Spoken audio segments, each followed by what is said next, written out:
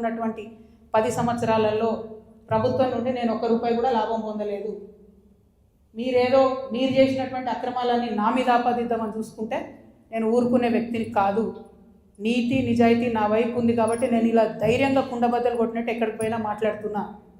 నాకు ఎవరితో అండర్స్టాండింగ్ లేదు, ఎవరితో వ్యాపారం లేదు. నా భర్త ఎప్పుడైతే టీఆర్ఎస్ అధికారంలోకి వచ్చిందో నేను నా భర్త ఒకటే విషయం అనుకున్నాం. అమెరికా నుండి 2004లో మేము వస్తే నేను ఉద్యమంలో ఉన్నా, ఆయన వ్యాపారంలో ఉన్నాడు.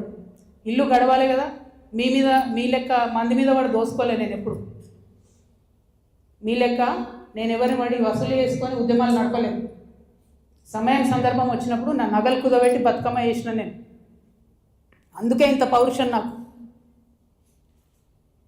ఉద్యమంలో మీరు ఎవరెవరి దగ్గర దోసుకున్నారు, ఏ స్టూడియోల దగ్గర పోయి ధర్నాలు చేసి వాళ్ళతో కాంప్రమైజ్ అయిండు, అన్నీ తెలుసు సంగతులు. చెప్పలేదు, ఎందుకంటే సిగ్గుపోతుంది తెలంగాణ వాళ్ళని. నవ్వేటోళ్ళ ముందట జారిపడొద్దు అన్నారు కాబట్టి చెప్పలేదు. మీరు ఊరికే తమాషాలు చేసి నాతో పెట్టుకుంటే మాత్రం మామూలు చిట్టాలేదు నా దగ్గర. ఇవాళ నేను ఫస్ట్ టీ న్యూస్కి లీగల్ నోటీస్ పంపిస్తా ఉన్నా. నా భర్త పేరు పెట్టి కృష్ణారావు అనేటటువంటి ఎమ్మెల్యే గారు ఏదైతే ప్రెస్ మీట్ పెట్టినరో, మీరేమన్నా ఆల్తు ఫాల్తు social media channel T news అంటే? శాటిలైట్ ఛానల్, మీరు ఒక పార్టీని రిప్రజెంట్ చేసే ఛానల్, కనీసం వెరిఫై చేసుకోరా? ఏది పడితే అది వేసేసుడేనా? వేరే వాళ్ళది వేస్తే వాళ్ళు ఊరుకున్నారేమో, నేను ఊరుకునేదాన్ని కాదు, ముందే చెప్తున్నాను.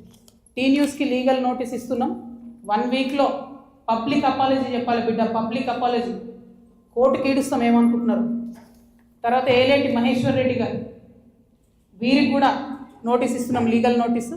1 వీక్లో మీరు కూడా తప్పుడు సమాచారాన్ని ప్రజలకు ఇచ్చినందుకు, నా భర్త గారికి నా యొక్క పరపతిని దెబ్బతీసే ప్రయత్నం చేసినందుకు నాకు పబ్లిక్ అపాలజీ చెప్పాలని మహేశ్వర్ రెడ్డి గారిని కూడా డిమాండ్ చేస్తూ ఉన్నాను.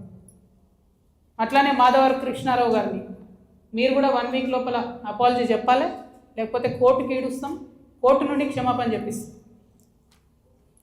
ఇది నాకు సంబంధం లేని వ్యక్తులు. నేను జాగృతి జనంబాట కార్యక్రమంలో పోతూ ఉంటే సడన్గా సోషల్ మీడియాలో ప్రచారం ప్రారంభమవుతుంది. వెంటనే ఏలేటి మహేశ్వర్ రెడ్డి గారు బీజేపీ ఫ్లోర్ లీడర్, ఆయనకి ఏం పనో నాకు అర్థం కాదు, ఆయనకు నాతోనేముందో అర్థం కాదు, నన్నంటే పొలిటికల్గా ఆయనకి ఏం లాభం వస్తుందో నాకు అర్థం కాదు. ఆయన బయటకు వచ్చి సీరియస్గా ప్రెస్ మీట్ పెట్టిండు. ఓకే, ఏం పెడతాడు ప్రెస్ మీటు? ఒక ఫోటో ఉన్న కాపీ తీసుకొని నా భర్తది, దాంట్లో ఏవి రెడ్డి గారి పేరు ఉంది, అది చూపించుకుంటే ఇగో వీళ్ళకి వ్యాపారాలు ఉన్నాయని చెప్తుంటాడు. అసలు ఆయనకి ఏం సంబంధం? అది ఉన్న పొలిటికల్ ఇష్యూవా? ఎందుకు మాట్లాడిండు? ఓకే, అంటే దీని వెనుక ఉన్న స్ట్రాటజీ చేసేసి తెలంగాణ ప్రజలు అర్థం చేసుకోవాలి.